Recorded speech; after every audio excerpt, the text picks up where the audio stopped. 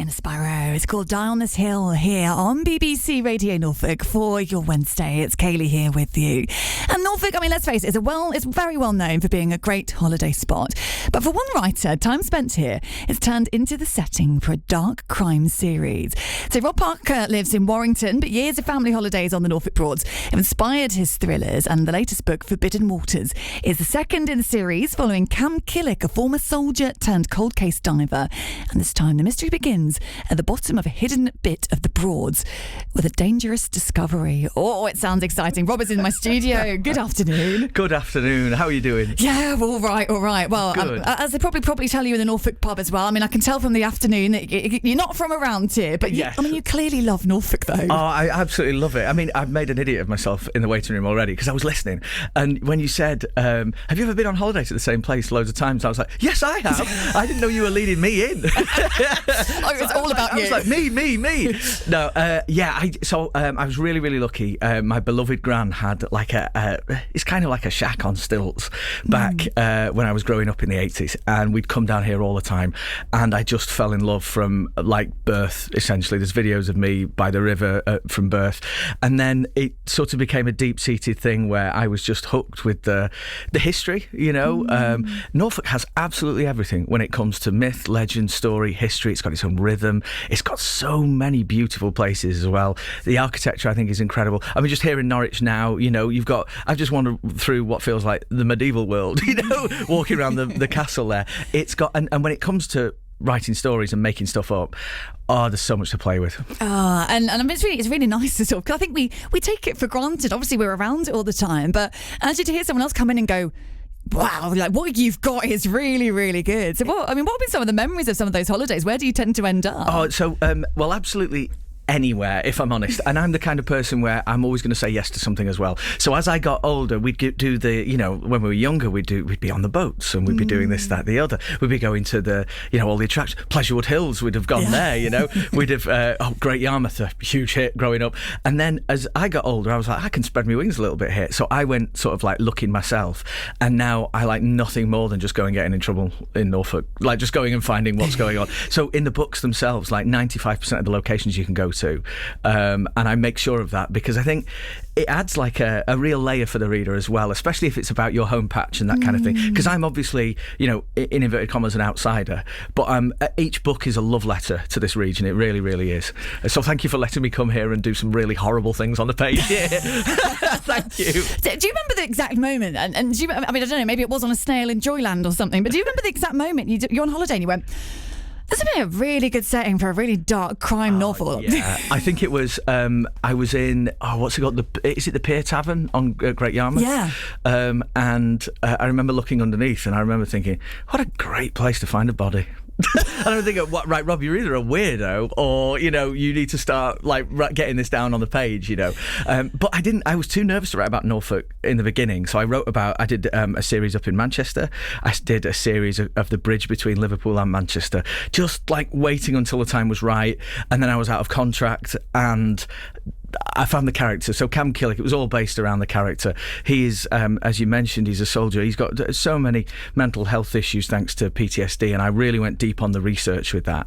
And I established or found out that it's not a one-size-fits-all issue at all, and everyone has their own coping mechanisms for it. One of them I came across was water. So what if you only found peace when you were submerged, and if you were a cold case diver? Well, the Norfolk Broads, with all its waterways, would be a pretty good place to go and retreat. So that's how that came about, and I've never looked back. And I mean, what was Cam like as a character? Because I think, again, you sort of there's a lot of complexity there. There's a lot of things that he's dealing with. Of course, you've got the deep diving as well. You've got sort of the whole crime side of this. So, I mean, but is he kind of one of those ones that's sort of very to the point and very upright? What's he like as a character? He's a load of fun to write, and when I first started writing him, it was just like trying it out, you know, like we'll just get this down on the page and see where this goes and see how this guy feels. I always liked the idea that, you know, so I grew up on like 80s action movies, you know, and I just loved the fact that, you know, they could do no wrong. They'd never put a foot wrong. They might get a scratch, they might get a little cut on the eyebrow, whatever, but they'd always come out on top. And you know, life's not like that. And I like my heroes to be, you know, deeply, deeply flawed in a way. So he's extremely competent at certain things, investigation, underwater incursions. planning things, and then you put him in a queue at a supermarket and he just does not know how to handle that. And I think that's so interesting. It's so interesting. And of course I've taken the mental health side of the character really, really seriously as well. And a nice thing that has come from it is that people have come to me at signings and in libraries and whatever and said, reading Cam Killer got me talking. I didn't know that guys could talk about this stuff, and it was really nice. It was a total accident because I just wanted to do justice to it, but yeah, so I've ended up thinking there's a really nice silver lining to the books at the moment, that it's guys are talking. That's huge. I mean, that is an incredible thing. But I think it goes to show sort of the power of a story and the power of a book and how we really buy into it. Was there any nerves from you? Of course, you sort of mentioned that a lot of it is set in sort of very real places in Norfolk we'll recognise. Were there any nerves of going, those locals are going to find me out if I get any of this wrong? Yeah, definitely. I think I was more nervous about the fact that whether I was, portraying the atmosphere here correctly, because I obviously love the place, but I am an outsider. I know that, but I think it gives me a sort of a unique lens to look at it through, a very romantic lens, as in, like, it can do no wrong, Norfolk. In fact, in my eyes, it can absolutely do no wrong. So I think I'm aware that sometimes I have to take poetic license. Someone did tell me once, there isn't a post office there. I was like, I kind of needed one just for the purpose of the story. I sort of needed a post office. Well, no, that's not realistic. So there is a balance to be had. Yeah. But I'll always try and get it right. But you can't please everyone all the time. You just can't. And so, to be fair, I think that's probably how Norfolk and I think Northerners generally are probably quite united. Actually, I think we don't hold back on to telling people what we think. I think up north is the same, but in Norfolk, if there's something ever so slightly wrong, someone will be like, by the way, that bit there. Oh, I'm expecting it. So I'm doing a live talk tonight later on in Wyndham, and if any burning questions out there, go for it. I am ready and willing. But do you find, because I know it sort of says in here, if you're fans of Ellie Griffith, this is perfect for you. And I think Ellie Griffith is a great example of people just falling in love with books about Norfolk. Do you find this in your writing? So when you write about Manchester and Liverpool, you get lots of people from that part of the world buying them. Same with this one, with the Norfolk Broads, you get lots of sort of Norfolk interest. Do we love it? It was amazing. I think I didn't realise the power of setting and what it could mean to people latching onto a series. So I was very keen, and I've always been very keen, that setting is a character in its own right and you have to do justice to that character.